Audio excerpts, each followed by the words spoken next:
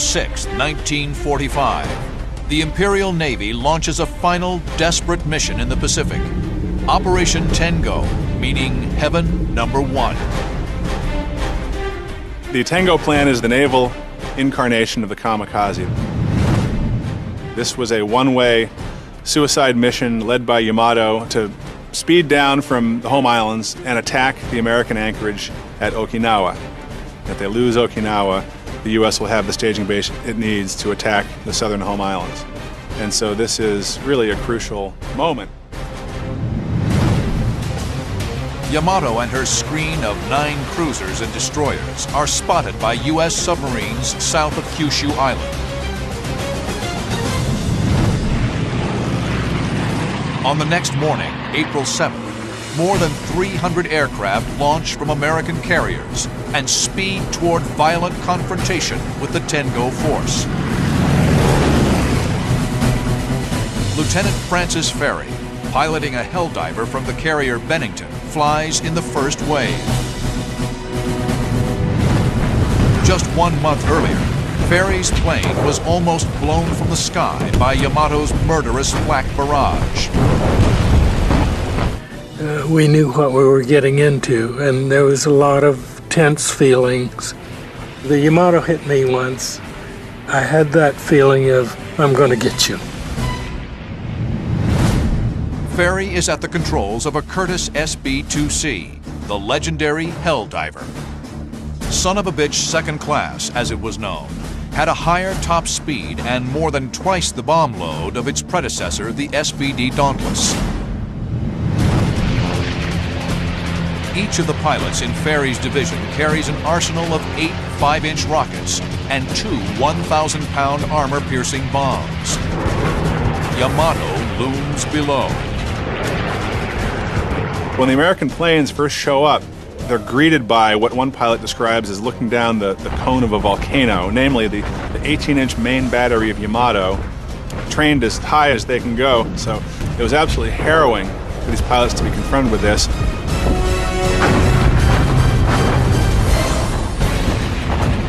At 12:20 p.m., Ferry pushes over from 3,000 feet, using his guns to draw a bead on the target. I used my 20mm cannons to help me aim because I had tracers. And if the tracers were flying straight, then I knew I was flying straight. I could see my tracers going into the Yamato, and I'd drop both the 8 rockets and the 1,000-pound bombs at the same time. Ferry's bombs strike aft of the battleship's superstructure.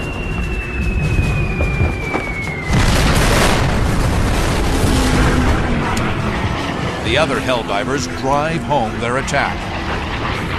On the forward hit, I could see smoke and that type of thing. On the aft hit, I could see fire.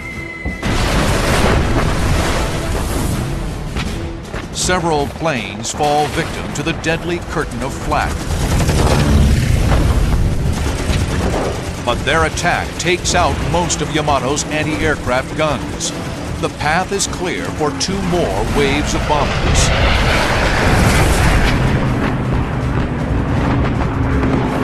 Her gun directors are knocked out of action.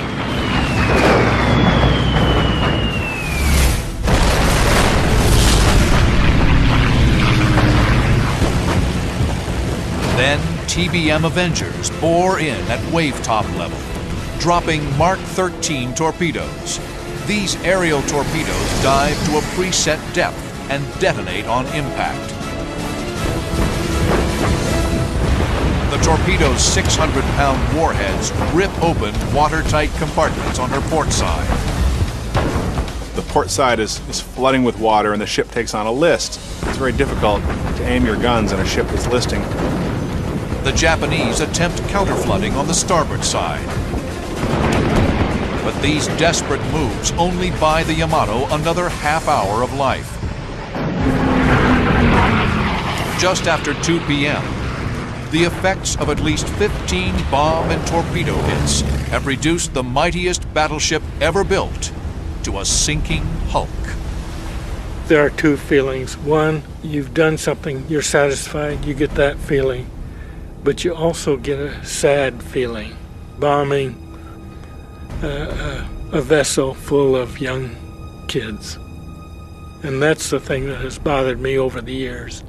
Every April 7th, I go through that.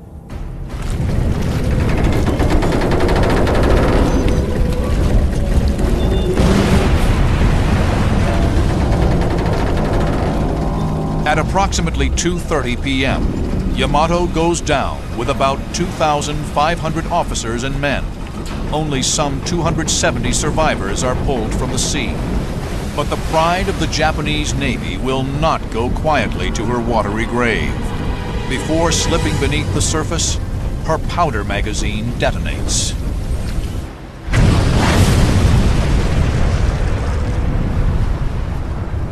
On April 7, 1945, carrier-launched airstrikes sink not only Yamato, but also the cruiser Yahagi and 4 destroyers in the ill-fated Tengo mission.